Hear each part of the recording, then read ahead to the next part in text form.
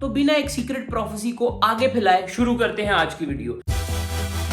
Hey everyone, what's up? It's me Naveen Sadhan. If you're watching me for the first time, don't forget to hit the subscribe button and make sure that you hit the bell icon that you will never miss new videos. तो कल house of dragon season 1 का हो गया finale. 10 episode की series थी और इख्तिताम पजीर हो गई। हमने सारे एपिसोड देख लिए साथ साथ, लेकिन टाइम नहीं मिल पा रहा था कि उनको रिव्यू करते। तो अभी हम पूरी सीरीज का रिव्यू करने वाले हैं एक ही वीडियो में। टाइम वाइम की बात नहीं, बेसिकली जब ये सीरीज स्टार्ट हुई थी उसी के साथ 2 सीरीज और स्टार्ट हुई थी। एक हुई थी शी हल्क और एक हुई थी लॉर्ड ऑफ द रिंग की सीरीज। अब लॉर्ड ऑफ द रिंग का मैंने एक एपिसोड देखा, उसका मैंने बोला ये मैं पूरी सीरीज इकट्ठे बेंच करूंगा। और शी हल्क मैंने साथ साथ देखा, उसके रिव्यूज भी डालने का मैंने स्टार्ट कर दिए थे। तो मैंने बोला कि अब एक चीज स्टार्ट की हुई है तो उसको पूरा करते हैं। हालांकि सबसे घटिया डिसीजन था मेरी लाइफ का कि शी हल्क को रिव्यू करूंगा, उससे अच्छा मुझे इस शो को रिव्यू करना चाहिए था। इन चीजों को साइड पे रख के आते हैं हाउस ऑफ ड्रैगन की जानिब। Basically house of the dragon prequel series है द गेम ऑफ थ्रोन्स की, जिसके 8 सीजन हैं और मैंने वो पूरे साथ साथ देखे हुए। मुझे बहुत अच्छा लगता है गेम ऑफ थ्रोन्स और उसका 200 साल पुराना ये प्रीक्वल है house of the dragon. Targaryen house की बेसिकली स्टोरी है, जो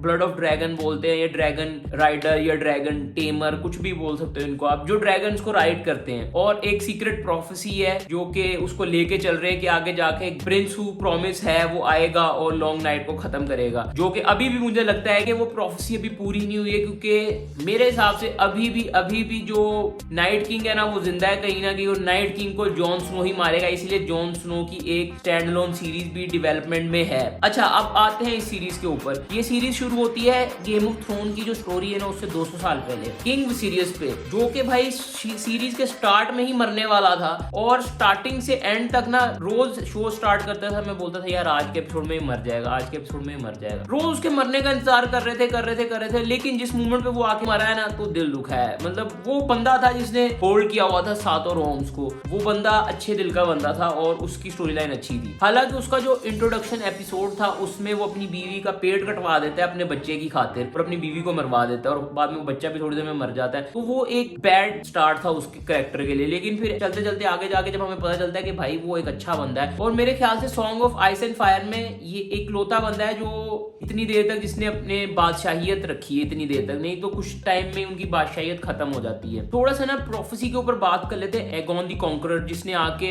7 किंगडम्स को यूनाइट किया था, उसको एक ड्रीम आया था कि लॉन्ग नाइट आने वाली है और एक प्रिंस हु प्रॉमिस है वो पैदा होगा इनकी नस्ल में जो कि लॉन्ग नाइट को खत्म करेगा। ये प्रोफेसी हर नस्ल के साथ आगे बढ़ती है, हर बादशाह हेयर बनाता है उसको वो बताता है, ऐसे चलती है। सो किंग विसीरियस अपनी बेटी, क्योंकि उनका उस टाइम में कोई बेटा नहीं था, तो वो अपनी बेटी रेनीरा को वो प्रोफेसी देते हैं कि अब मैं तुम्हें हेयर बना रहा हूँ, मेरे बाद तुम ही बादशाह बनोगी। अच्छा, स्टोरी शुरू होती है कि बादशाह की एक बेटी है रेनीरा, उसका कोई और बेटा नहीं है। ऑब्वियसली बेटे बादशाह बनते हैं, बेटा हो नहीं रहा। पहले एपिसोड में दिखाया जाता है कि बेटे की कोशिश में बीवी मर जाती है और बच्चा भी मर जाता है। तो बादशाह एंड में तंग आके ना अपनी बेटी को एयर बना देता है रेनेरा को, और उसको प्रोफेसी भी देता है। उसके साथ ही जो बादशाह का वजीर है ना वो अपनी बेटी को प्लांट करता है बादशाह के पास, रोज भेजने लग जाता है। आहिस्ता आहिस्ता ना उन दोनों की लवी डबी होती है और शादी हो जाती है। अब उस शादी से बादशाह को हुए 4 बच्चे, 3 बेटे 1 बेटी। हालांकि इस सीरीज में सिर्फ 2 बेटे दिखाए गए हैं और 1 बेटी दिखाई गई है। एक बेटा और है जो अगले सीजन में दिखाया जाएगा। ये खुद जॉर्ज आर मार्टिन ने बताया अपनी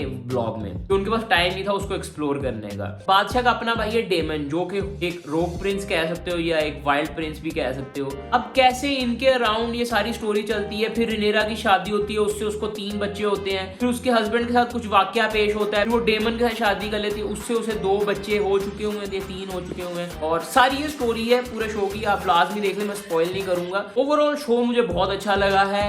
गेम ऑफ थ्रोन की वाइब थी। जब भी हर वीक एपिसोड आता था मैं सोचता था कि यार शायद इस बार का एपिसोड थोड़ा लो होगा या कुछ हल्का एपिसोड होगा, लेकिन एक भी एपिसोड हल्का नहीं था। सब एपिसोड ओवर द टॉप थे, बहुत जबरदस्त एपिसोड थे। और गेम ऑफ थ्रोन के पहले सीजन की वाइब आई है इसमें से। काफी टाइम जंप वाले एपिसोड थे, पहले 8 एपिसोड, फिर उसके बाद 8वां 9वां 10वां जो एपिसोड था वो तीनों एपिसोड एक ही टाइमलाइन में थे कि रोज एक दिन की बात स्टोरी सुनाई जा रही थी। उससे पहले हर एपिसोड में सालों के गैप से एपिसोड्स आ रहे थे, लेकिन लास्ट 3 एपिसोड कंटिन्यूसली थे। और जिस मोमेंट पे सीरीज खत्म हुई है, अब मुझे लग रहा है कि अगला सीजन बहुत एपिक होने वाला है। Full on song of ice and fire देखने देखने को मिलेगा हमें, क्योंकि जॉर्ज आर मार्टिन की ओरिजिनल बुक का टाइटल है song of ice and fire. अब जॉर्ज आर मार्टिन ने अनाउंस किया है कि ये 4 सीजन का शो होने वाला है। तो ये पहला सीजन है, आगे के 3 सीजन देखने वाले होंगे गेम ऑफ थ्रोन की वाइब को कंटिन्यूसली रखते हैं कि नहीं रखते हैं। भला के मैं एक और चीज शेयर करता हूँ, जब मैंने ये एपिसोड देखना स्टार्ट किया ना, तो तीसरे चौथे एपिसोड के बाद से ना मैंने गेम ऑफ थ्रोन को रीवॉच करना शुरू कर दिया, क्योंकि वो जो क्योंकि जब भी मैं इसका इंट्रो सॉन्ग देखता था ना, तो मेरा दिल होता था कि दोबारा से गेम ऑफ थ्रोन देखूं। और मैंने पूरा गेम ऑफ थ्रोन के पहले 7 सीजन बिंज किए हैं मैंने इस शो के दौरान ही, बीच बीच में। लास्ट एपिसोड जो फिनाले एपिसोड था, मैं चाह रहा था उसमें कुछ फाइट वाइट हो जाती, जो हमें देखने को नहीं मिली। एक एक्सीडेंट के थ्रू किसी की डेथ जरूर हुई है, लेकिन वो एक एक्सीडेंट था, लेकिन उसके जो कॉन्सिक्वेंसेज हैं वो हमें अगले सीजन में देखने को मिलेंगे। अच्छा, गेम ऑफ थ्रोन का ना एक रूल होता है कि बहुत बड़ी बड़ी डेथ्स होती हैं इस शो में, किसी की लाइफ की कोई गारंटी नहीं होती, लेकिन इस शो में इतनी बड़ी डेथ्स नहीं हुई है अभी तक। और आगे जाके देखते हैं कि क्या होता है इस शो में। और मैं देखना चाह रहा हूँ कि डेमन का कैरेक्टर कहाँ जाता है, क्योंकि song of ice and fire में भी डेमन का जो कैरेक्टर था ना बुक्स में, वो गायब होता है, वो ना मरा है ना जीता है ना कुछ, वो बस song and ice and fire वाली वॉर होती है ना, उसके बाद वो गायब हो जाता है, डिसअपीयर हो जाता है, पता नहीं कहाँ जाता है। मैं देखने के लिए एक्साइटेड हूँ कि इसमें व्हाइट वॉकर्स का क्या सीन होता है, प्रोफेसी के बारे में आगे क्या बातें होती हैं, जॉन स्नो के बारे में क्या बातें होती हैं, विंटरफेल के जब टीज आते हैं, और टैली ब्राथियन या इनके जो हाउसेज है जब उनकी बात होती है तो मजा आता है। ओवरऑल सीरीज मुझे अच्छी लगी है, मैं मस्ट वॉच बोलता हूँ, आप देख लें। मेरी तरफ से बहुत अच्छी सीरीज थी और मैं एक्साइटेड हूँ अगले सीजन के लिए। तो guys that's it for now, this is my review on the house of dragon. अच्छा लगा तो लाइक करें, कमेंट करें, शेयर करें, सब्सक्राइब करें, and don't forget to hit the bell icon. Enjoy yourself, stay blessed, stay happy, bye, take care, piece.